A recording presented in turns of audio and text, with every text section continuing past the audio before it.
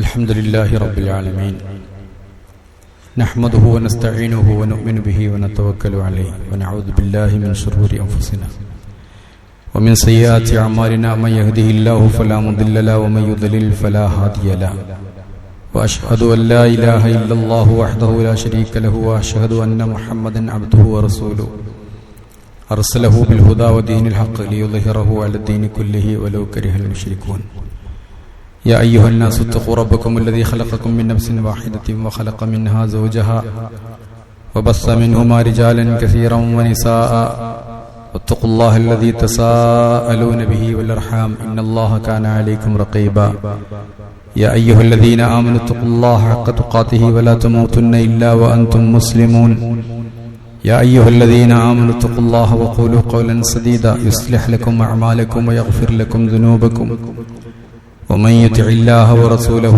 فقد فاز فوزا عظيما ثم أما بعد فإن خير الحديث كتاب الله وخير الهدي هدي محمد صلى الله عليه وسلم وشر الأمور محدثاتها وكل محدثة بدعة وكل بدعة ضلالة أيها الإخوة المؤمنون أوصيكم بتقوى الله أعوذ بالله من الشيطان الرجيم يا أيها الذين آمنوا كتب عليكم الصيام كما كتب على الذين من قبلكم لعلكم تتقون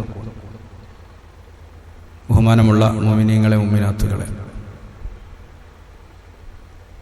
മുത്തഖീങ്ങളായി തഖ്വ ഉള്ളവരായി ജീവിക്കണം എന്ന് വസിയ്യത്ത് ചെയ്യുകയാണ്. പരിശുദ്ധ ഖുർആനിൽ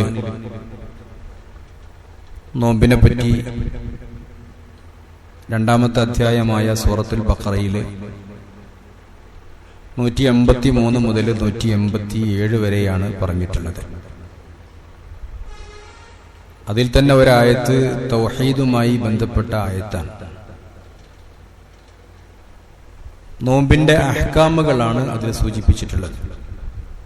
അതുപോലെ തന്നെ ഖുർആനുമായി ബന്ധപ്പെട്ട കാര്യങ്ങളും സൂചിപ്പിച്ചിട്ടുണ്ട്. നോമ്പ് 3-4 കാര്യങ്ങൾ മാത്രമേ മനസ്സിലാക്കാനുള്ളൂ. വലിയ പ്രയാസമൊന്നുമില്ല. നോമ്പിന്റെ ഹുക്കുമുകൾ എന്ന് പറഞ്ഞാൽ നിസ്കാരത്തിനേക്കാളും ഹജ്ജിനേക്കാളും ഒക്കെ എളുപ്പമാണ് പഠിക്കാൻ. ഒന്നാമതായി മുസ്ലിങ്ങൾക്കാണ് നോമ്പ് നിർബന്ധമുള്ളത്. ഇസ്ലാമിലെ ശരീഅത്തൊക്കെ അങ്ങനെ തന്നെയാണ്. ഇസ്ലാമിലെ ശരീഅത്ത് ആരുടെയും പേര് കൊണ്ടുപോയി അടിച്ചേൽപ്പിക്കേണ്ടതില്ല. മറ്റൊരാളോട് നിസ്കരിക്കാൻ പറയാനും നോമ്പ് നോൽക്കാൻ പറയാനൊന്നും ഒരു മുസ്ലിമിനെ അള്ളാഹ് നിർബന്ധിക്കണില്ല. നമ്മൾ ചെയ്താൽ മതി. നമ്മൾ മുസ്ലിമാണോ, നമുക്കുള്ളതാണ് നോമ്പ്, നമുക്കുള്ളതാണ് നിസ്കാരം, നമുക്കുള്ളതാണ് ഹജ്ജ്, സക്കാത്ത് എല്ലാം. അപ്പൊ മുസ്ലിമായിരിക്കുക എന്നതാണ് ഒന്നാമത്തെ നിബന്ധന. ഇസ്ലാമിലേക്ക് വന്നാൽ അവന് കഴിഞ്ഞുപോയ നോമ്പുകളൊന്നും വീട്ടേണ്ടതില്ല. ഇന്നൽ ഇസ്ലാമ യഹ്ദിമു മാ ഖബ്ലഹു. ഒരാള് മുസ്ലിം ആകുന്നതോടുകൂടി, ഇസ്ലാമിക ആദർശം തിരഞ്ഞെടുക്കുന്നതോടുകൂടി മുൻകഴിഞ്ഞ പാപങ്ങളെല്ലാം പൊറുക്കപ്പെടുമെന്നാണ്. അപ്പൊ ഒന്നും പിന്നെ നോറ്റ് വീട്ടേണ്ടതൊന്നുമില്ല. അവനൊരു പുതിയ മനുഷ്യനായി മാറുമെന്നാണ്. അപ്പൊ അതാണ് ഒന്നാമതായി നമ്മൾ മനസ്സിലാക്കേണ്ടത്. ഇസ്ലാമിക ശരീഅത്ത് അത്രയേ ഉള്ളൂ. ലാ യുകല്ലിഫുല്ലാഹു നഫ്സൻ ഇല്ലാ വുസ്അഹ. കഴിവിന്റെ പരമാവധി മാത്രമാണ് അള്ളാഹു മനുഷ്യരെ ഏൽപ്പിക്കുന്നത്. ലാ ഇക്റാഹ ഫിദ്ദീൻ. മതത്തിന്റെ വിഷയത്തിൽ ഒരാളെയും നിർബന്ധിക്കേണ്ടതില്ല. അത് നോമ്പും നിസ്കാരമൊക്കെ അങ്ങനെ തന്നെ. രണ്ടാമത്തെ കാര്യം, പ്രായപൂർത്തിയായാൽ അവർക്ക് നോമ്പ് നോൽക്കണം എന്നാണ്. ആൺകുട്ടികളാണെങ്കിൽ നോമ്പ് നിർബന്ധമാകുന്നത് പ്രായപൂർത്തിയായാലാണ്. ഇസ്ലാം അതിന് കർമ്മശാസ്ത്ര പണ്ഡിതന്മാർ നിശ്ചയിച്ച പ്രായപരിധി 15 വയസ്സാണ്. അതിന്റെ മുമ്പ് ശരീരത്തിൽ വരുന്ന മാറ്റങ്ങൾ, രോമങ്ങൾ കട്ടികൂടുക, മീശ മുളക്കുക, താടി മുളക്കുക തുടങ്ങിയതൊക്കെ അതിന്റെ ഉദാഹരണങ്ങളായിട്ട്, ലക്ഷണങ്ങളായിട്ട് പറഞ്ഞിട്ടുണ്ട്. പെൺകുട്ടികളാണെങ്കിൽ ആർത്തവം തുടങ്ങുന്നത് മുതൽക്കാണ് അവർക്ക് പ്രായപൂർത്തിയാകുക. പ്രത്യേകിച്ച് പുതിയ കാലഘട്ടത്തിൽ പെൺകുട്ടികളൊക്കെ വളരെ പെട്ടെന്ന് പുഷ്പിണികളാകുന്നുണ്ട്, പ്രായപൂർത്തിയാകുന്നുണ്ട്. ഇസ്ലാമിലെ ഒരു നിയമം പ്രായപൂർത്തി ആയാൽ തക്ലീഫ് എന്നതിന് പറയാം, തക്ലീഫുള്ള എന്ന് പറയാം. പ്രായപൂർത്തിയും ബുദ്ധിയുമുള്ള, തമ്മീസുള്ള, വകതിരിവുള്ള. ഇസ്ലാമിൽ ഒരു കുട്ടി, ഒരു പെൺകുട്ടി പ്രായപൂർത്തിയായാൽ അവൾക്ക് നോമ്പ് നിർബന്ധമാണ്. ഓള് 4-ലെത്തിയിട്ടുള്ളൂ 5-ലെത്തിയിട്ടുള്ളൂ എന്നുള്ളതല്ല നോമ്പ് നോൽക്കാനുള്ള നിയമം. അത് ഉമ്മമാര് ശ്രദ്ധിക്കാം. അഥവാ ഏതെങ്കിലും കാരണത്താൽ നോമ്പ് നോറ്റ് വീട്ടാൻ പറ്റിയിട്ടില്ലെങ്കിൽ ആ കുട്ടിക്കും ഒരു വലിയ പ്രായപൂർത്തിയായ മനുഷ്യന്റെ ഹുക്കുമുണ്ടാകും. ആ കുട്ടി പുഷ്പിണിയായിട്ടുണ്ടെങ്കിൽ ഇത് പ്രധാനപ്പെട്ട് മനസ്സിലാക്കേണ്ട ഒരു പോയിന്റാണ്. അപ്പൊ അതുകൊണ്ട് പ്രായപൂർത്തിയാവണം, എന്നാലേ ഇസ്ലാമിന്റെ ഹുക്കുമുകളൊക്കെ ബാധ്യതയുള്ളൂ. ചെറിയ കുട്ടികൾക്ക് നോമ്പ് നോൽപ്പിക്കാം. പണ്ട് മുഹറം 10 നോമ്പ് കുട്ടികളെ കൊണ്ട് നോൽപ്പിച്ചിരുന്നു എന്നാണ്. നമ്മുടെയൊക്കെ ചെറുപ്പത്തിൽ ഉമ്മമാര് പകുതി നോറ്റാ മതി കുട്ടികൾ എന്നൊക്കെ പറയില്ലേ, അതൊക്കെ ഒരു പ്രോത്സാഹനമാണ്. കുട്ടികൾക്ക് നോമ്പ് നോൽക്കാനുള്ള പ്രോത്സാഹനം നല്ലതാണ്. മുഹറം 10 നോമ്പൊക്കെ അന്ന് നോൽപ്പിച്ചപ്പോ അവര് കുട്ടികള് വികൃതി കാണിക്കാതിരിക്കാൻ, കരയാതിരിക്കാൻ, വിശപ്പ് അനുഭവപ്പെടാതിരിക്കാൻ ഓല കൊണ്ട് കളിപ്പാട്ടങ്ങൾ ഉണ്ടാക്കി കുട്ടികൾക്ക് കൊടുത്തിരുന്നു എന്നാണ്. അപ്പൊ ചെറിയ കുട്ടികളെ നോമ്പ് നോൽക്കാൻ പരിശീലിപ്പിക്കുക. അതെല്ലാം അങ്ങനെ തന്നെയാണ്. നിസ്കാരവും നോമ്പും ഹജ്ജും ഉംറയൊക്കെ കുട്ടികളെ നമുക്ക് എന്ത് ചെയ്യാം, പരിശീലിപ്പിക്കാം. അതിന്റെ വല്ല കൂലി ഉണ്ടെങ്കിൽ അത് രക്ഷിതാക്കൾക്ക് ഇൻഷാ അല്ലാഹ് കിട്ടും എന്നതാണ്, നിർബന്ധമില്ല എന്നാണ്. അതുപോലെ തന്നെ ആരോഗ്യമാണ് നോമ്പ് നോൽക്കണം. രോഗികൾക്ക് നോമ്പ് നോൽക്കേണ്ട ആവശ്യമില്ല. നോമ്പ് നോൽക്കാനുള്ള കഴിവുണ്ടാവണം. രോഗികള് പലപ്പോഴും 2 തരം രോഗികളുണ്ടാവും. ചിലര് സാധാരണ ഉണ്ടാകുന്ന രോഗം, തൽക്കാലം ഒരു പനി, വയറുവേദന, തലവേദന ഒക്കെ പിടിച്ചിട്ട് തൽക്കാലം നോമ്പ് നോൽക്കാൻ വയ്യാത്ത അവസ്ഥ. അവര് പിന്നെ നോറ്റാൽ മതി, അത്രയും എണ്ണം. അത് ഈ ആയത്തിൽ അങ്ങനെ പറയണത്. ഫമൻ കാന മിൻകും മരീളൻ, നിങ്ങളിൽ ഒരാള് രോഗിയാണ്, ഫഇദ്ദത്തു മിൻ അയ്യാമിൻ ഉഖർ, അത്രയും എണ്ണം കൃത്യമായിട്ട് വേറെ ഉള്ള ദിവസങ്ങളിൽ നോറ്റാൽ മതി. ബേജാറാകാനും പേടിക്കാനൊന്നുമില്ല. കാരണം 365 ദിവസമുണ്ട് ഒരു കൊല്ലത്തിൽ. 365 കൊല്ലത്തിൽ നോമ്പ് നോൽക്കേണ്ടത്, നിർബന്ധമായി നോൽക്കേണ്ടത് വെറും അയ്യാമൻ മഅദൂദാത്ത്. അങ്ങനെയാണ് അള്ളാഹ് പരിചയപ്പെടുത്തിയത്. ഒരു മാസം എന്ന് പറഞ്ഞാൽ നമ്മൾ ബേജാറാവും. അപ്പൊ അയ്യാമൻ മഅദൂദാത്ത്, കുറച്ച് ദിവസങ്ങളേ ഉള്ളൂ.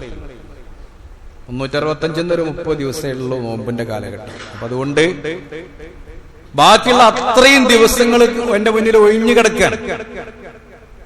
അപ്പൊ ഒരു നോമ്പോ 2 നോമ്പോ നഷ്ടപ്പെട്ടാൽ ഫഇദ്ദത്തുൻ, അത്രയും എണ്ണം മിൻ അയ്യാമിൻ ഉഖർ, മറ്റു ദിവസങ്ങളിലായിട്ട് അവൻ നോൻപ് വീട്ടണം. അതേപോലെ തന്നെ യാത്രക്കാരനും അങ്ങനെ തന്നെ. രോഗി, വേറൊരു തരം രോഗികളുണ്ട്, തീരെ നോമ്പ് നോൽക്കാൻ കഴിയാത്ത രോഗികൾ. അവർക്ക് രോഗം മാറും എന്ന പ്രതീക്ഷയില്ല. തീരെ ഒന്നുമില്ലാതെ അങ്ങനെ മരണം കാത്തു കിടക്കുന്ന ആളുകളുണ്ടാവും. യാതൊരു അന്തമില്ലാതെ മൊത്തത്തിൽ കോമയിലായിട്ട് കിടക്കുന്നവർക്കൊന്നുമില്ല, ഒന്നും ചെയ്യേണ്ട ആവശ്യമില്ല. അവർക്ക് കഫാറത്തുമില്ല, നോമ്പുമില്ല. കാരണം അല്ലാഹു തആല അവരെയൊന്നും നിർബന്ധിക്കണില്ല, അവർക്കൊന്നും ചെയ്യേണ്ടതില്ല. എന്നാൽ കാലാകാലം നോമ്പ് നോൽക്കാൻ വയ്യാത്ത ആളുകളുണ്ടാവും. അതല്ലെങ്കിൽ നോമ്പ് നോൽക്കുമ്പോൾ വളരെയധികം പ്രയാസപ്പെടണം, ക്ഷീണിക്കാനും തളരാനും ഒക്കെ സാധ്യത ഉള്ള ആളുകളുണ്ട്. അവരെ പറ്റിയിട്ട് ഫിദിയത്തുൻ തആമു മിസ്കീൻ എന്നാണ് ഖുർആൻ പരിചയപ്പെടുത്തിയത്. ഒരു നോമ്പിന് ഒരു മിസ്കീനിന്റെ ഫിദിയ കൊടുക്കണം വേണം. ഫിദിയ എന്ന് പറഞ്ഞാൽ പ്രായശ്ചിത്തം എന്നാണ് അർത്ഥം. അപ്പൊ പ്രയാസപ്പെട്ട് നോമ്പ് നോൽക്കുന്ന കൂട്ടത്തിലാണ് ഗർഭിണികളെയും മുലയൂട്ടുന്ന സ്ത്രീകളെയും ഇബ്നു അബ്ബാസ് റളിയല്ലാഹു അൻഹു പോലെയുള്ള ആളുകളൊക്കെ വ്യാഖ്യാനിച്ചിട്ടുള്ളത്. ഒരു വിഭാഗം പണ്ഡിതന്മാരും അങ്ങനെയാണ് പറഞ്ഞിട്ടുള്ളത്. ഒരു ഗർഭിണിക്ക് നോമ്പ് നോൽക്കാൻ കഴിയും, പക്ഷെ വളരെയധികം പ്രയാസപ്പെടും. ചിലപ്പോൾ കുട്ടിക്ക് എന്തെങ്കിലുമൊക്കെ അപകടം പറ്റും. അതുപോലെ തന്നെ മുലയൂട്ടുന്ന സ്ത്രീയെ സംബന്ധിച്ചിടത്തോളം ചിലപ്പം ആരോഗ്യം ഉണ്ടാവും, ചിലപ്പം തീരെ ആരോഗ്യം ഉണ്ടാവില്ല, നോമ്പ് നോൽക്കാൻ കഴിയില്ല. അങ്ങനെയുള്ള ആളുകൾ, മാറും എന്ന് പ്രതീക്ഷയില്ലാത്ത രോഗികൾ, വഅലല്ലദീന യുതീഖൂനഹു ഫിദിയത്തുൻ തആമു മിസ്കീൻ, അങ്ങനെയാണ് ഖുർആനിലെ ആയത്ത്. വഅലല്ലദീന യുതീഖൂനഹു, ആ നോമ്പിന് കഴിവുള്ള ആളുകൾ. അതിനെ പണ്ഡിതന്മാർ വ്യാഖ്യാനിച്ചത് പ്രയാസത്തോടു കൂടി കഴിവുള്ള, അല്ലെങ്കിൽ ത്വാക്കത്തില്ല, അറിയില്ല നമ്മള്, ത്വാക്കത്ത് കഴിയും, പക്ഷെ വേണ്ടത്ര അങ്ങോട്ട് പ്രയാസത്തോടെ കഴിയുള്ളൂ, എല്ലാം അതിന് എഫേർട്ട് എടുക്കണം. അങ്ങനെ ഒരു നോമ്പ് നിൽക്കണമെങ്കിൽ അങ്ങനത്തെ ആളുകള് ഫിദിയത്തുൻ തആമു മിസ്കീനിൻ, ഒരു മിസ്കീനിന്റെ ഭക്ഷണം ഫിദിയ കൊടുത്താൽ മതി എന്നാണ്. പണ്ടൊക്കെ നമ്മൾ പറഞ്ഞിരുന്നത് മുദ്ദു കൊടുക്കുക എന്നായിരുന്നു. അത് ഖുർആൻ നേർക്ക് നേരെ പറഞ്ഞു തന്നെ കേട്ടാൽ വളരെ സിമ്പിളാണ്. പിന്നെ വെറുതെ ഉസ്താദന്മാരോട് ചോദിച്ചിട്ട് ഇടങ്ങാറാക്കാൻ നിൽക്കണം. ഒരു പാവപ്പെട്ടവൻ, മിസ്കീൻ എന്ന് പറഞ്ഞാൽ കിട്ടുന്നത് കൊണ്ട് തികയാത്തവനാണ് മിസ്കീൻ, പറ്റ ദരിദ്രനല്ല. ഞാനാണെങ്കിലും കുഴപ്പമില്ല. ഞാൻ പറയില്ലേ, 100 റുപ്യ വേണ്ടടുത്ത് 99 വരുമാനമുണ്ട്, 1 റുപ്യ ഇങ്ങനെ അറ്റക്കറ്റൊക്കെ പോവുള്ളൂ, അവനാണ് മിസ്കീൻ. അങ്ങനത്തെ ഒരാളുടെ ഒരു നേരത്തെ ഭക്ഷണം. ചില ആൾക്കാർ ഫത്വ വയ്ക്കാൻ വിളിച്ചാൽ ഓൽക്ക് അതിന്റെ പൈസയും ബില്ലും ഒക്കെ ഹോട്ടൽ നടത്തുന്നവരോട് ചോദിക്കണം, അവരെയൊക്കെ ചോദിക്കാം. അതൊന്നും അറിയില്ല, അങ്ങനെ ചോദിക്കേണ്ട ആവശ്യം. നമ്മൾ കണക്കാക്കിയാൽ മതി, ഒരു മനുഷ്യൻ എത്ര തിന്നുക. ഇനി ഹോട്ടലിൽ പോകുകയാണെങ്കിൽ തന്നെ ഒരു ചോറ് കഴിക്കുകയാണെങ്കിൽ എത്ര വരിക. ഇനി വേണമെങ്കിൽ ഒരു ചോറും മീനും ഒന്നും കൂടി ഉഷാറായിക്കോട്ടെ. ഖുർആൻ പറയുന്നുണ്ട് തൊട്ടടുത്ത ആയത്ത്, ഫമൻ തതവ്വഅ ഖൈറൻ ഫഹുവ ഖൈറുൻ ലഹു. ഇങ്ങനെ അളന്ന് മുറിച്ച് കൊടുക്കണം എന്നൊന്നുമില്ല, കുറച്ച് എന്തെങ്കിലുമൊക്കെ അധികം കൊടുക്കുകയാണെങ്കിൽ അതാ നല്ലത് എന്നാണ്. അതുകൊണ്ട് ആധുനിക പണ്ഡിതന്മാരിൽ ഒരു വിഭാഗം പറഞ്ഞത് മുദ്ദ് മാറ്റിയിട്ട് നിസ്ഫു സാഅ് എന്ന് പറഞ്ഞിട്ടുണ്ട്. കാരണം ആളുകൾ ഇങ്ങനെ പിശിക്കപ്പളേ സാധുക്കളുടെ അവകാശം വിലയൊക്കെ കൂടി വരില്ലേ, കുറഞ്ഞു വരുമോ തോന്നിയപ്പോ പല പണ്ഡിതന്മാരും ഇപ്പൊ ഫത്വ കൊടുത്തത് നിസ്ഫു സാഅ് എന്നാണ്. മുദ്ദ് എന്ന് പറഞ്ഞാൽ ഒരു സാധാരണ മനുഷ്യന്റെ കൈ കൊണ്ട് ഒരു കോരൽ കോരിയാൽ കിട്ടുന്ന ഭക്ഷണ സാധനമാണ് മുദ്ദ്. അതിനാണ് മുദ്ദ്. 2 കൈയും പിന്നെ ഗോതമ്പാണ് എന്ന് കണക്കാക്കുക. ഗോതമ്പ് ഇങ്ങനെ വാരിയാൽ കിട്ടുന്നത് ഒരു മുദ്ദാണ്. അത് 4 വാറിലിട്ടാൽ ഒരു സ്വാഅ് എന്ന് അതിന് പറയാം. വേണമെങ്കിൽ നാരായം എന്ന് പറയാം. 4 നാഴി ഒരു നാരായം എന്ന് പറയാം. അപ്പൊ ഈ നാഴി അല്ലെങ്കിൽ ഒരു മുദ്ദിനെ വാരിട്ട് 4 ആകുമ്പോ ഒരു സാ ആയി. അപ്പൊ നിസ്ഫു സാഅ് എന്ന് പറഞ്ഞാൽ 2 കോരല് 1 to 1.5 കിലോ വരെ ഉണ്ടാവും എന്നാണ് കണക്കാക്കുന്നത്. അപ്പൊ ഭക്ഷണം കൊടുക്കണം എന്നതാണ്. പൈസ കൊടുക്കാൻ വലിയ വകുപ്പ് കാണുന്നില്ല. പൈസ ആരുടെയും കയ്യിൽ നേരിട്ട് കൊടുക്കരുത്, കാരണം അത് ചിലപ്പോൾ ദുരുപയോഗം ചെയ്യും. അതുകൊണ്ട് സിസർ വാങ്ങും. അപ്പൊ അങ്ങനത്തെ 100 റുപ്യന്റെ നേരത്തെ ഭക്ഷണത്തിന് അങ്ങനെയല്ല. ഭക്ഷണം വാങ്ങി ഭക്ഷണം കഴിപ്പിച്ച് പൈസ കൊടുത്താലും കുഴപ്പമില്ല. അല്ലെങ്കിൽ ഭക്ഷണം കഴിപ്പിക്കുന്നവർക്ക് കൊടുക്കുക, ഭക്ഷണമായിട്ട് കൊടുക്കുക. ഭക്ഷണ സാധനം കൊടുക്കുക എന്ന് പറയുമ്പോൾ പ്രധാനപ്പെട്ടത് കൊടുത്താൽ മതി. നമ്മുടെ നാട്ടിൽ ഇപ്പൊ അരിയാണെങ്കിൽ അരി കൊടുത്താൽ മതി. അല്ലെങ്കിൽ ഒരാൾക്ക് തോന്നാണ് ഒരു അരി എനിക്ക് കൂട്ടാൻ മക്കളോ ഒക്കെ പടയിക്കോട്ടെ എന്ന് കൊടുക്കാം. അല്ലെങ്കിൽ 1.5 കിലോ അരി കണക്കാക്കി കൊടുക്കാം, 2 കിലോ അരി കൊടുക്കുക, അതൊന്നും കുഴപ്പമില്ല. ഒരു ദിവസത്തിന് ഒരു നേരത്തെ ഭക്ഷണം. അല്ല ഹോട്ടൽ കണക്കാക്കുകയാണെങ്കിൽ ഒരു നേരത്തെ 60 റുപ്യ 90 റുപ്യ 100 റുപ്യ വരാച്ചാൽ ആ റേഞ്ചിലുള്ള പൈസ കൊടുക്കുക. ആ ഖുർആൻ പറഞ്ഞു ഫമൻ തതവ്വഅ ഖൈറൻ ഫഹുവ ഖൈറുൻ ലഹു. മുതവ്വ എന്ന് കേട്ടില്ലേ, വളണ്ടിയർ ആയിട്ട് ഒരാൾ എന്തെങ്കിലും ചെയ്യുകയാണെങ്കിൽ എപ്പോഴും ഖൈറൻ. പിന്നെ വഅൻ തസൂമു ഖൈറുൽ ലക്കും, എങ്ങനെയെങ്കിലൊക്കെ നോമ്പ് നോൽക്കുകയാണെങ്കിൽ അതന്നെയാണ് നല്ലത്, സംശയമില്ല. ഫിദിയനേക്കാളും നല്ലത് നോമ്പ് നോൽക്കുക തന്നെയാണ്. വഅൻ തസൂമു ഖൈറുൽ ലക്കും ഇൻ കുന്തും തഅലമൂൻ. അതാണ് ഖുർആൻ അൽ ബഖറയിൽ പറഞ്ഞിട്ടുള്ളത്. അവർ മിസ്കീന്റെ ഭക്ഷണം കൊടുത്തു. സഹാബത്തിന്റെ ഒക്കെ ചരിത്രങ്ങൾ പരിശോധിച്ചാൽ നല്ലൊരു മാതൃകയിൽ കാണാൻ സാധിക്കും. അവര് നോമ്പ് തുറക്കുമ്പോ വീട്ടിലേക്ക് വിളിക്കും, എന്നിട്ട് ആ നോമ്പ് തുറക്കുന്ന നേരത്തുള്ള ഭക്ഷണം കൊടുക്കും. അപ്പൊ എത്ര ഉണ്ടാകുക? കുറച്ചേ ഉണ്ടാവുള്ളൂ, ചെറിയ കാരക്കെ, അതൊക്കെയുള്ള അവരെ നോമ്പ് തുറ. അതും വേണമെങ്കിൽ നമുക്ക് മാതൃകയാക്കാം. പള്ളികളിൽ നോമ്പ് തുറണ്ടാവും, അതിലേക്ക് കൊടുക്കാം. ഇത്ര ആൾക്ക് നോമ്പ് തുറക്കുമ്പോൾ അതിനുള്ള പൈസ കൊടുക്കാം. നമ്മുടെ വീട്ടിലേക്ക് നോമ്പ് തുറക്ക ആളെ വിളിക്കാം. പിന്നെ ഇപ്പോഴും കൂടി ഒരാള് വിളിച്ചു ചോദിച്ചത്, കഴിഞ്ഞ കൊല്ലം നോമ്പ് ബാക്കിയുണ്ട്, ശ്രദ്ധിച്ചില്ല, ഈ കൊല്ലം കഴിഞ്ഞു, ഇനി ഫിദിയും കൊടുക്കണോ നോമ്പും വീട്ടണോ? അങ്ങനെയൊന്നുമില്ല. അതൊക്കെ ഓരോ വിശ്വാസികൾ ഓരോരുത്തരുണ്ടാക്കുന്ന മസാലകളാണ്. എപ്പോഴാണെങ്കിലും അതൊരു ബാധ്യതയാണ്, വീട്ടിയാൽ മതി. ഫിദിയ കൊടുക്കുകയാണെങ്കിൽ ഫിദിയ കൊടുക്കുക, നോമ്പ് നോൽക്കുകയാണെങ്കിൽ നോമ്പ് നോൽക്കുക. അതിന് മെക്കാശക്കിന്റെ ആവശ്യമില്ല.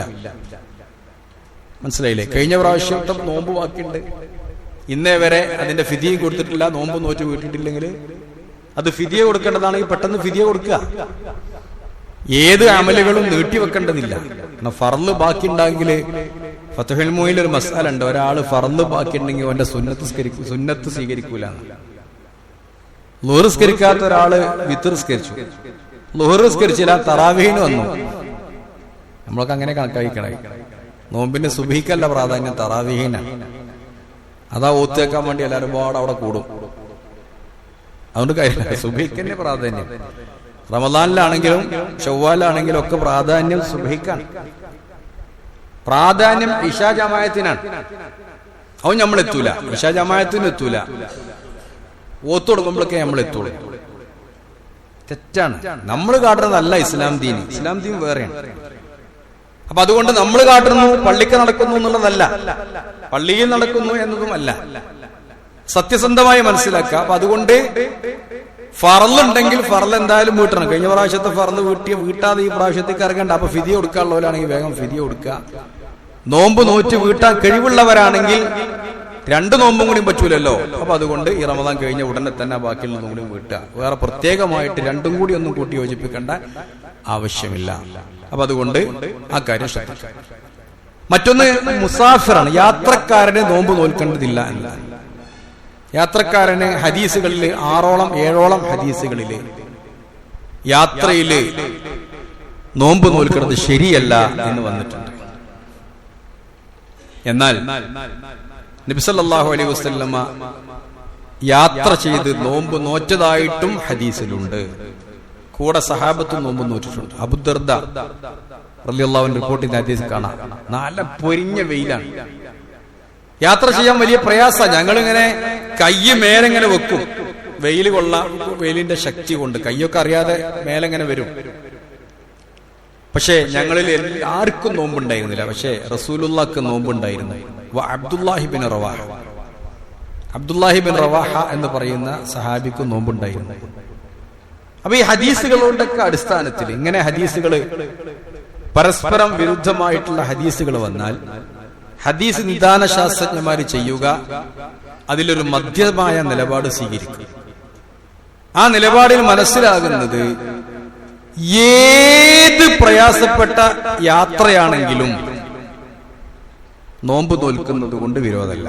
ഒന്നാമത്തെ പോയിന്റ്, ഏത് പ്രയാസപ്പെട്ട യാത്രയാണെങ്കിലും നോമ്പ് നോൽക്കുന്നത് കൊണ്ട് ഒരു വിരോധമില്ല. നോമ്പ് നോൽക്കാതിരുന്നാലും കുഴപ്പമില്ല.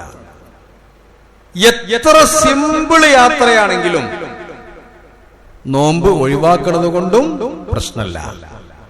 മനസ്സിലായില്ലേ?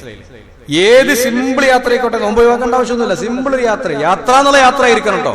പീടിയൊക്കെ ഉള്ളത് യാത്ര, ഒരു ജലദോഷം പിടിച്ചാൽ അത് രോഗം, അതൊന്നും പറയാൻ പാടില്ല. അതൊന്നും ഒരു അലങ്കാരാക്കി മാറ്റരുത്. ഒരു യാത്ര, അത്യാവശ്യ യാത്ര എന്നുള്ളൊരു യാത്ര, അത് എത്ര ചെറുതാണെങ്കിലും എത്ര സിമ്പിൾ ആണെങ്കിലും നോമ്പ് ഒഴിവാക്കാം. അതേ യാത്ര എത്ര വലുതാണെങ്കിലും നോമ്പ് നോൽക്കാം. അതിന്റെ ഇടയിൽ മനസ്സിലായില്ലേ? യാത്രയിൽ നോമ്പ് നോൽക്കും ചെയ്യാ, നോൽക്കാതിരിക്കുകയും ചെയ്യാ. പക്ഷെ നോൽമ്പ് നോച്ചിട്ടില്ലെങ്കിൽ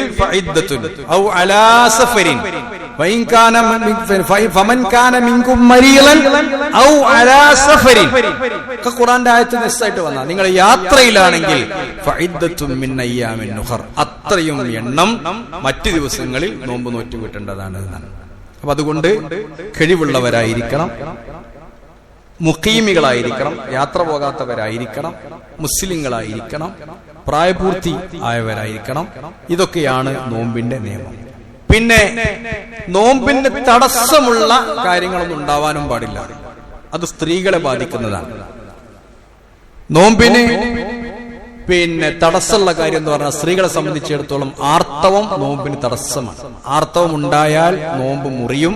ആർത്തവമുള്ളവർ നോമ്പ് നോൽക്കാൻ പാടില്ല. പിന്നൊന്ന് നുഫാസ്, പ്രസവിക്കുക, പ്രസവരക്തം ആണ് ഉദ്ദേശിക്കുന്നത്. പ്രസവരക്തം ഉണ്ടായാൽ അവര് നോമ്പ് നോൽക്കേണ്ടതില്ല. അവര് പിന്നൊരിക്കൽ നോമ്പ് നോറ്റ് വീട്ടിയാൽ മതി എന്നതാണ്. ഇത്രയേ ഉള്ളൂ നോമ്പുമായി ബന്ധപ്പെട്ട പ്രധാനപ്പെട്ട കാര്യം. നോമ്പിന് 2 ഫർളേ ഉള്ളൂ, കുറേ ഇല്ല. നിസ്കാരത്തിന് 10 14 പറയാം. നോമ്പിന് 2 ഫർളുള്ളൂ. ഒന്നാമത്തെ നിയ്യത്താണ്. അത് നമ്മൾ കഴിഞ്ഞ ആഴ്ച തന്നെ വെച്ച് കഴിഞ്ഞു. നിയ്യത്ത് ഒരു പ്രധാനമായിട്ട് ഈ പ്രാവശ്യത്തെ എല്ലാ നോമ്പും ഞാൻ ഇൻഷാ അല്ലാഹ് നോൽക്കുന്നു കരുതിയാൽ ശറഈ ആയിട്ടുള്ള നിയമപരമായിട്ടുള്ള വല്ല കാരണങ്ങളും ഉണ്ടായിട്ട് നോമ്പ് മുടക്കേണ്ടി വന്നാൽ തന്നെ അതിന്റെ കർമ്മശാസ്ത്രപരമായ മസല പ്രകാരം നോമ്പ് പിന്നെ വീട്ടണമെങ്കിലും അവന് റമളാനിൽ നോമ്പ് നോറ്റ കൂലി കിട്ടും. അതുകൊണ്ട് നിയ്യത്ത് നന്നാക്കുക, അത് വളരെ പ്രധാനപ്പെട്ടതാണ്. എന്തെന്നെയായാലും ഇപ്രാവശ്യം ഇൻഷാ അല്ലാഹ് നോമ്പിന് ഞാനൊരു പുതിയ വ്യക്തിയാകും എന്നൊരു തീരുമാനത്തിലെത്തിയാൽ, ഞാൻ എന്തായാലും എല്ലാ നോമ്പും നോൽക്കും എന്നതിലെത്തിയാൽ പിന്നെ അവിടെ ഒരു പ്രശ്നം വരുന്നില്ല. നോമ്പ് നോമ്പായിട്ട് തന്നെ നോൽക്കണം. ഭക്ഷണം കിട്ടിയില്ല, അപ്പോ അന്നാ ഞാൻ നോമ്പക്കാം, അത് പറയാൻ പാടില്ല. അമ്മായിമ്മയാണ് അന്ന് ചോറ് വെച്ചിക്കണം, മരുവൾക്ക് തെറ്റാണ് അമ്മായിമ്മട്. അന്ന് തീരുമാനിച്ചു അമ്മായിമ്മ വെച്ച് തിന്നൂല, ഞാൻ നോമ്പാക്കാണ്, അത് പറ്റൂല. അത് വേർതിരിച്ച് മനസ്സിലാക്കുക. രാത്രി തന്നെ കൃത്യമായി നോമ്പ് കരുതാം, ഇല്ലെങ്കിൽ നോമ്പുണ്ടാവൂല എന്ന് ഹദീസിൽ വന്നിട്ടുണ്ട്.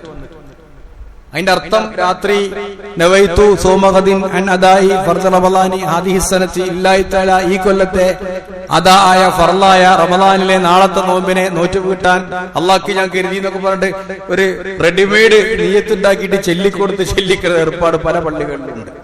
ഉറക്ക ചെല്ലും നോലുമ്പോ നോൽക്കാത്തോലെ അതിപ്പോഴും ഉണ്ട്. അതുകൊണ്ട് കാര്യമില്ല, അങ്ങനെ നോൽക്കേണ്ട ആവശ്യമില്ല.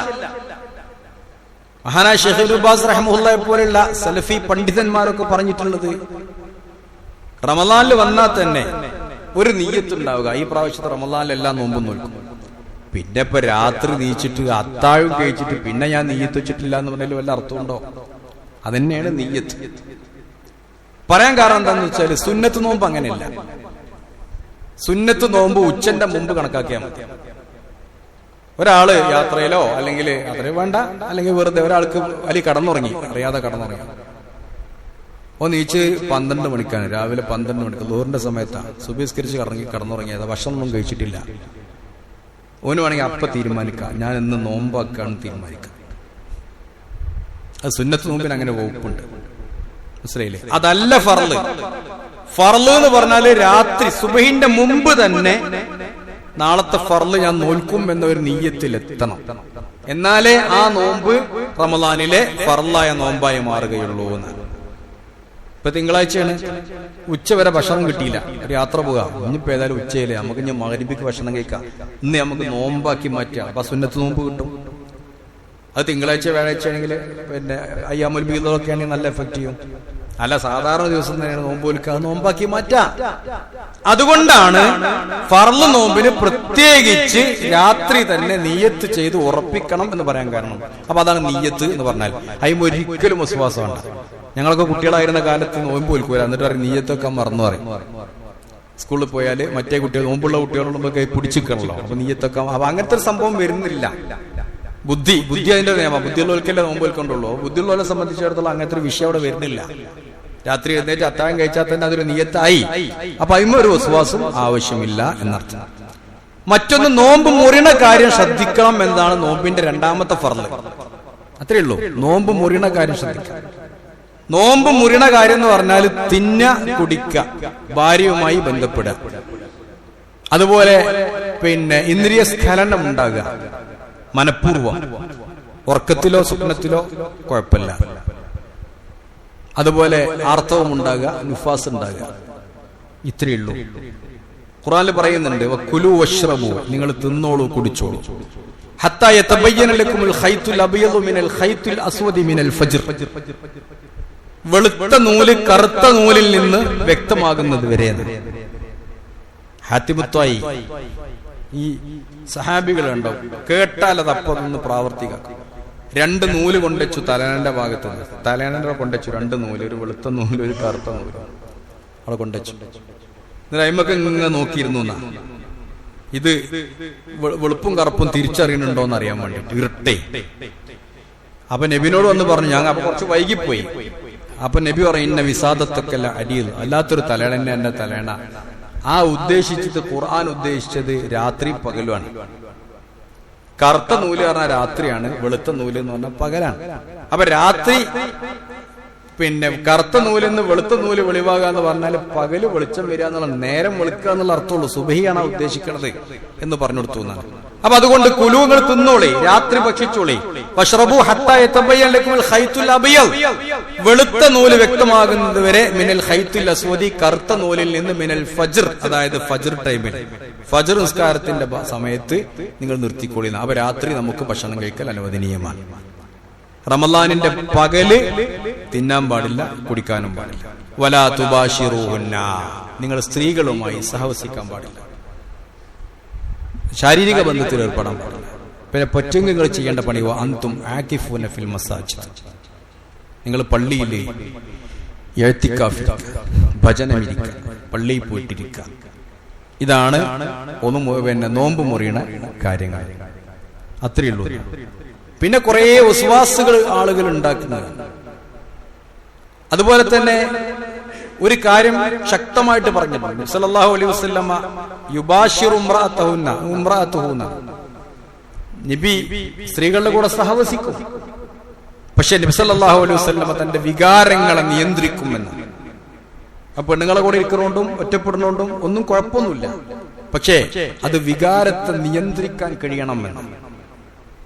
മാത്രല്ല ഖുർആൻ പറഞ്ഞതുകൊണ്ട് തന്നെ വളരെ ഗൗരവമായി കാണുന്ന വിഷയവും നോമ്പ്, ശാരീരിക ബന്ധം പുലർത്തിക്കൊണ്ട് നോമ്പ് മുറിക്കാൻ പാടില്ല എന്ന്. സ്ത്രീയുടെ സമ്മതത്തോടു കൂടെയാണെങ്കിൽ സ്ത്രീയും ആ ഫിദിയ കൊടുക്കണം, പുരുഷൻ അങ്ങനെ ചെയ്തിട്ടുണ്ടെങ്കിൽ പുരുഷനും ഫിദിയ കൊടുക്കണം എന്ന് ഹദീസിൽ വന്നിട്ടുണ്ട്. നബി സല്ലല്ലാഹു അലൈഹി വസല്ലം അടുത്തൊരു മനുഷ്യൻ വരെ, ഹലക്തു യാ റസൂലല്ലാഹ്, റസൂലേ ഞാൻ നശിച്ചു. ഒരു സാധു, പച്ച സാധു മനുഷ്യനാണ്. ഈ സാധുക്കളെ അങ്ങനത്തേലൊക്കെ കൊടുങ്ങും ചെയ്യാം. ഞാൻ നശിച്ചു. എന്തേ ഒമാഹിലക്ക, എന്തേ നശിച്ചത്? ഞാന് ഭാര്യയുമായി റമളാനിൽ പച്ചപ്പകല് ഭാര്യയുമായി ലൈംഗിക ബന്ധത്തിൽ ഏർപ്പെട്ടു. നബി ചോദിച്ചു, നിനക്ക് ഒരടിമയെ മോചിപ്പിക്കാൻ പറ്റുമോ?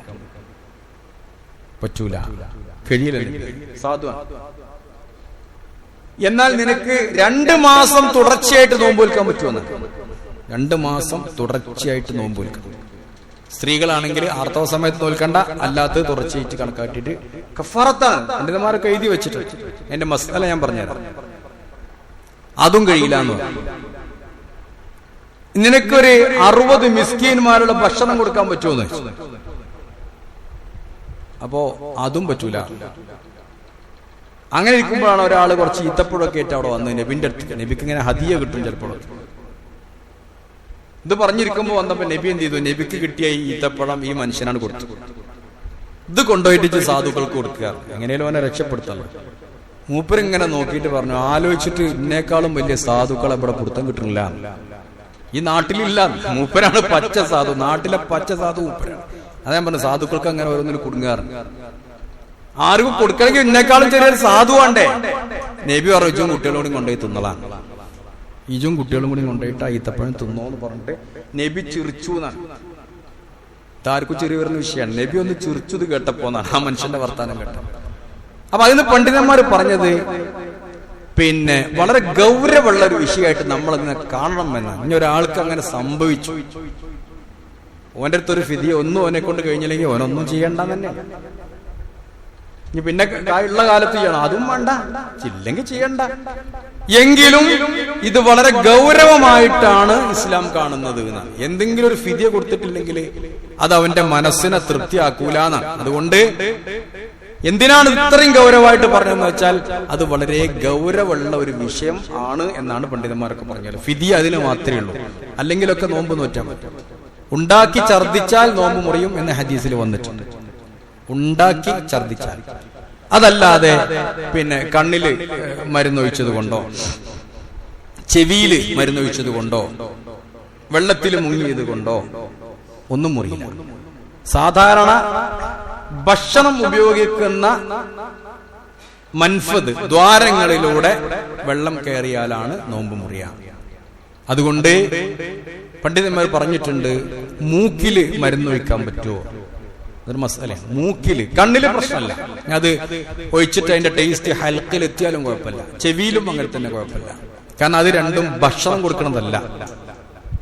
ചെവിയിലല്ലോ ഭക്ഷണം കൊടുക്കാൻ പറ്റുമെങ്കിൽ പൈപ്പ് ഇടല്ലേ, മൂക്കിലല്ലേ. മൂക്ക് ഭക്ഷണം കൊടുക്കുന്ന ദ്വാരമായതുകൊണ്ട് മൂക്കില് മരുന്നൊഴിക്കുമ്പോ ശ്രദ്ധിക്കണം എന്നാണ് ഭൂരിഭാഗം പറഞ്ഞിട്ടുള്ളത്. മൂക്കില് മരുന്നൊഴിക്കൽ ഒഴിവാക്കല നല്ലത് എന്നാണ്.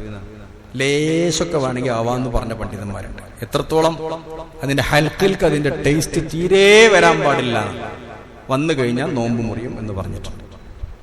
ഉളു ചെയ്യുമ്പോൾ നബി സല്ലല്ലാഹു അലൈഹി വസല്ലം ഉളു ചെയ്യുന്ന സഹാബിയോട് പറഞ്ഞത്, വബാലിഗ് ഫിൽ ഇസ്തിൻഷാഖി ഇല്ലാ അൻ തകൂന സ്വൈമ എന്നൊരു ഹദീസിലുണ്ട്. അതാണ് അതിന് തെളിവ്. നീ മൂക്കില് വെള്ളം കയറ്റി വൃത്തിയാക്കുന്നത്, ഞാനത് ഒന്നുകൊടുക്കുമ്പോൾ പറഞ്ഞില്ലേ, മൂക്കില് വലത്തെ കൈകൊണ്ട് പിന്നെ വലത്തെ കൈകൊണ്ട് വെള്ളം മൂക്കിലേക്ക് വലിച്ചു കയറ്റി ഇടത്തെ കൈകൊണ്ട് പിഴിഞ്ഞു കളയണം. അതാണ് ഇസ്തിൻഷാഖ് എന്ന് പറയാം. മൂക്കില് വെള്ളം കയറ്റി ചീറ്റാന്നാണ് പഠിച്ചിട്ടുള്ളത്, അതാണ് ആ ചീറ്റല്.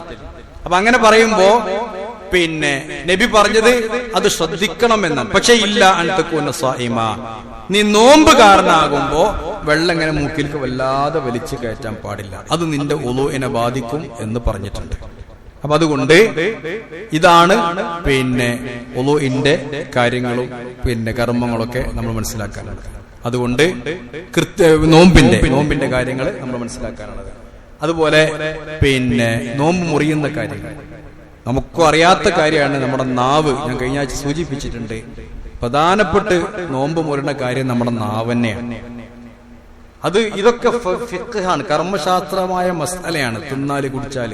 തിന്നാ നോമ്പ് മുറിയോ, കുടിച്ചാ നോമ്പ് മുറിയോ എന്നൊക്കെ ഉള്ളത് കർമ്മശാസ്ത്രമായ കാര്യങ്ങളാണ്. അല്ലെങ്കിൽ ഹദീസിൽ വന്നത് മല്ലം യദഉ ഖൗല സൂരി വൽ അമല ബിഹി, മോശമായ വാക്കും മോശമായ പ്രവർത്തനവും ഒരാൾ ഒഴിവാക്കിയിട്ടില്ലെങ്കിൽ ഫലൈസ ലില്ലാഹി ഹാജത്തുൻ ഫീ അൻ യദഅ തആമഹു വശറാബഹു.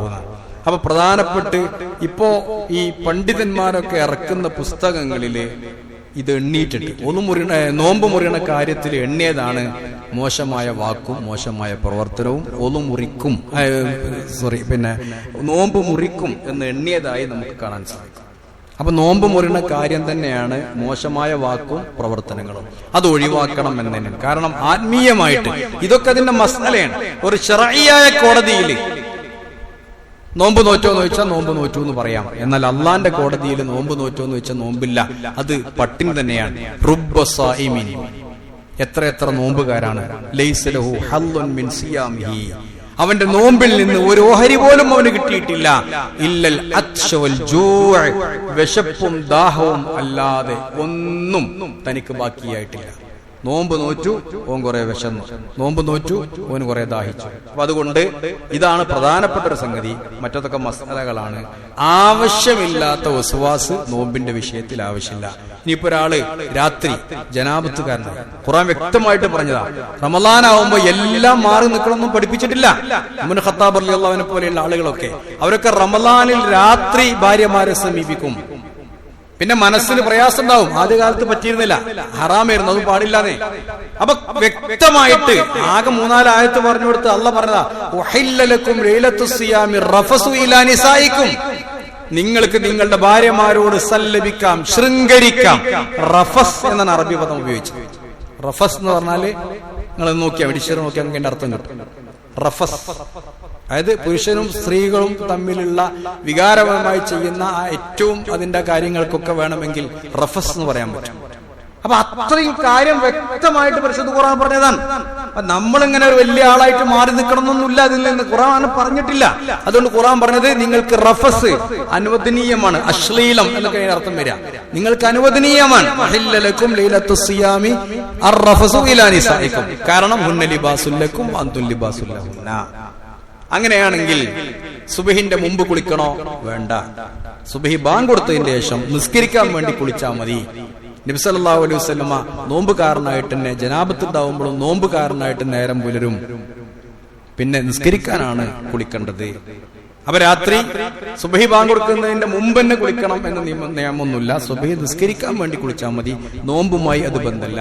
അത് ആർത്തവം അങ്ങനെ തന്നെ. രാത്രി ആർത്തവം നിന്നു, അത് കുളിച്ച് ശുദ്ധിയായിട്ട് വേണ്ട പിറ്റേ നോമ്പ് നോക്കാൻ. അപ്പൊ അതെന്ത് ചെയ്യാ? അങ്ങനെ നോമ്പുകാരിയായി തുടരാം. രാവിലെ സുബഹി നിസ്കരിച്ചാൽ കുളിച്ച് വൃത്തിയായാലും മതി. ഇതും കൂടി നമ്മൾ ഇതുമായി ബന്ധപ്പെട്ട് മനസ്സിലാക്കുക. റമദാനിലെ ക്ലാസ്സുകളൊക്കെ എല്ലായിടത്തും നടക്കുന്നുണ്ട്. സംശയം ദൂരീകരിക്കാൻ അവസരമുണ്ട്. മസാലകളൊക്കെ അങ്ങനെ പഠിക്കുക. ആവശ്യമില്ലാത്ത മസാല, ഞാൻ ഈ പറഞ്ഞതിൽ കൂടുതൽ ആവശ്യമില്ലാത്ത ഒരുപാട് മസാലകൾ ആളുകൾ ചോദിക്കും. അതിൻ്റെ ഒന്നും ആവശ്യമില്ല. ഉസ്വാസൊക്കെ ഒഴിവാക്കിയിട്ട് നല്ല നിലക്ക് നോമ്പ് നോറ്റ് ആ നോമ്പിനെ അതിന്റെ ഹുക്കുമ് കൃത്യമായി പഠിക്കാൻ അള്ളാഹു അനുഗ്രഹിക്കുമാറാവട്ടെ. الحمدلله رب العالمين والعاقبة للمتقين ولا عدوان إلا على الظالمين وصلي وسلم على خاتم الأنبياء والمرسلين نبينا محمد وآله وصحبه أجمعين أما بعد اتقوا الله عباد الله. മുഅ്മിനീങ്ങളെ, പിന്നെ ബാക്കിയുള്ളതൊക്കെ ഞാൻ പറഞ്ഞതൊക്കെ നോമ്പിന്റെ മര്യാദകളാണ്.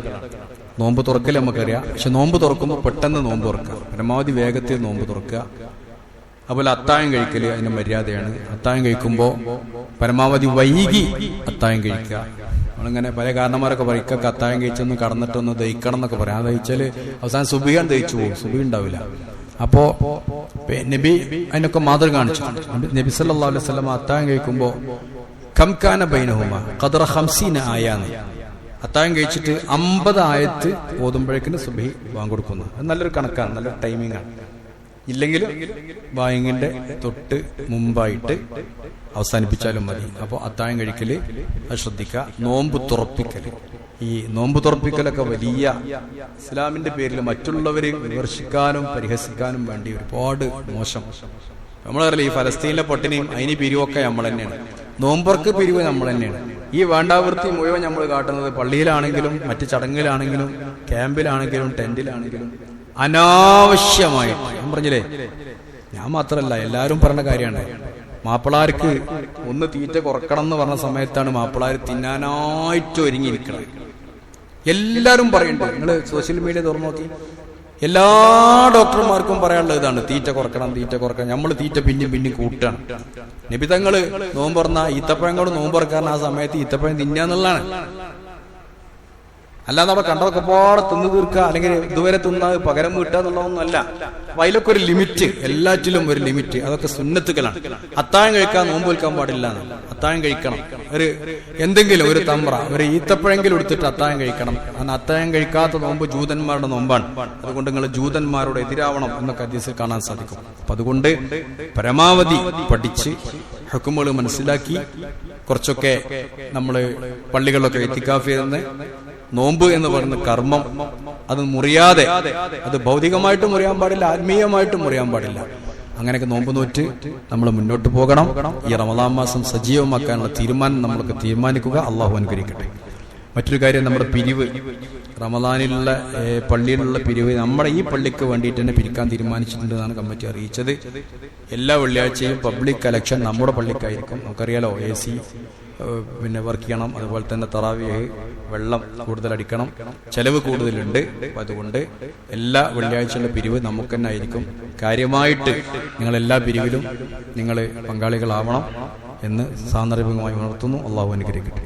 اللهم اغفر للمؤمنين والمؤمنات والمسلمين والمسلمات الأحياء منهم والأموات إنك مجيب الدعوات وقاضي الحاجات. ربنا تقبل منا إنك أنت السميع العليم وتب علينا إنك أنت التواب الرحيم. اللهم ربنا آتنا في الدنيا حسنة وفي الآخرة حسنة وقنا عذاب النار. اللهم آت أنفسنا تقواها وزكيها أنت خير من زكاها أنت وليها ومولاها يا رب العالمين.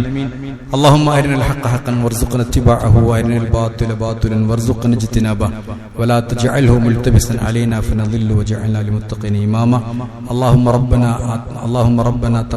ربنا هب لنا من أزواجنا وذرياتنا قرة أعين وجعلنا للمتقين إماما اللهم ربنا اغفر لنا ولإخواننا الذين سبقونا بالإيمان ولا تجعل في قلوبنا غلا للذين آمنوا ربنا إنك رؤوف رحيم